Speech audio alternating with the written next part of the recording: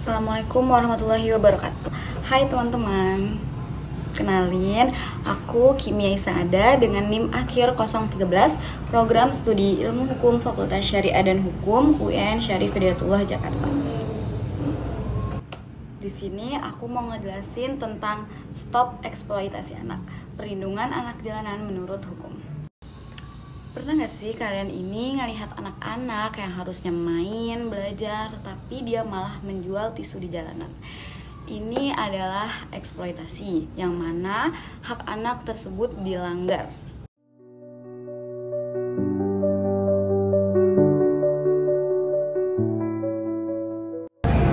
Fenomena anak-anak yang menjual tisu di lampu merah bukan menjadi hal baru. Di berbagai kota besar di Indonesia, kita sangat sering sekali menjumpai mereka berjalan kaki di tengah kemacetan, mengharapkan lembaran uang dari pengguna jalan seperti kita. Terutama saya sangat sering sekali melihat di stasiun, di jembatan penyeberangan orang, sangat banyak sekali anak kecil yang menjual tisu dengan tisu yang lumayan cukup banyak tentengan di dalam plastik besar untuk dijual dan ditawarkan kepada para pejalan kaki. Kemungkinan besar mereka ini berasal dari keluarga yang kurang mampu, tapi tidak sedikit juga dimanfaatkan oleh orang dewasa, baik orang tua sendiri maupun jaringan eksploitasi anak.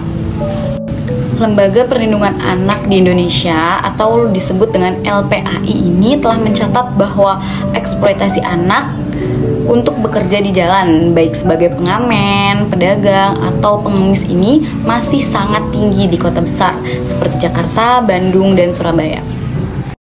Pasti banyak yang bertanya-tanya apakah hal ini termasuk eksploitasi anak atau bukan. Jadi eksploitasi anak ini bukan hanya terjadi saat anak dipaksa melakukan pekerjaan berat atau seksual saja. Menurut pasal 1 angka 18 Undang-Undang Nomor 35 Tahun 2014 tentang perlindungan anak, eksploitasi anak ini adalah setiap perbuatan yang memperalat, memanfaatkan, menyuruh atau melibatkan anak untuk tujuan tertentu yang mengakibatkan anak ini mengalami kerugian baik secara fisik, mental maupun sosialnya. Artinya, ketika seseorang anak digunakan untuk menjual tisu demi keuntungan orang lain, baik itu orang tua atau pihak lain, maka itu juga termasuk eksploitasi. Bahkan dalam pasal 76 undang-undang yang sama disebutkan juga bahwa setiap orang dilarang mengeksploitasi anak secara ekonomi atau seksual. Pelanggarannya ini bisa dipidana dengan penjara 10 tahun dan dengan 200 juta. Hal ini menurut pasal 88 Undang-Undang Perlindungan Anak. Nah, selanjutnya kita akan bahas gimana tinjauan hukum internasional terkait eksploitasi anak ini. Di Indonesia sendiri juga telah meratifikasi Konvensi Hak Anak melalui Keputusan Presiden Nomor 36 Tahun 1990, yang mana konvensi ini mewajibkan negara untuk melindungi anak dari segala bentuk eksploitasi ekonomi. Dalam pasal 32 konvensi ini disebutkan bahwa negara pihak mengakui hak anak untuk dilindungi dari eksploitasi ekonomi dan dari melakukan pekerjaan yang berbahaya atau mengganggu pendidikan anak. Artinya, anak-anak pedagang tisu yang harus bekerja di jalanan ini hingga malam hari kehilangan waktu belajar itu sangat jelas melanggar hak internasional mereka sebagai anak. Selanjutnya, gimana sih tanggung jawab negara dan masyarakat atas eksploitasi anak yang penjual tisu ini? Jadi negara ini punya tanggung jawab hukum, sosial, dan moral untuk melindungi anak.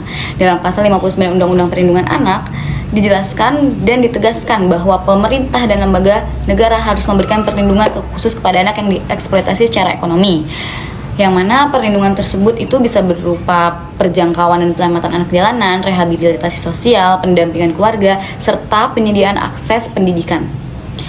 Namun, sayangnya implementasi di lapangan ini masih minim. Masih banyak anak-anak yang tetap kembali ke jalan karena tak ada alternatif ekonomi bagi keluarga mereka.